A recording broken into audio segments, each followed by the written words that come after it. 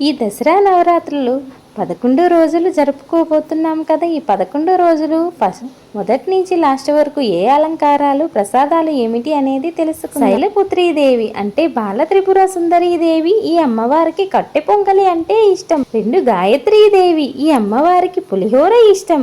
అన్నపూర్ణాదేవికి కొబ్బరి అన్నం, కామాక్షి అమ్మకి చిల్లులు లేని అల్లం గారెలు, లలితమ్మకి పెరుగన్నం, లక్ష్మీదేవికి రవ్వ కేసరి, కాత్యాయనికి అమ్మవారికి రవ్వ కేసరి, కాలరాత్రి సరస్వతీదేవికి కూరగాయలతో వండిన అన్నాన్ని, దుర్గాదేవికి చక్కెర పొంగలి, గూడాన్నం, మహిషాసురమర్దినికి బెల్లం పొంగలి, రాజరాజేశ్వరి అమ్మవారికి పాయసాన్నం అంటే చాలా ఇష్టం.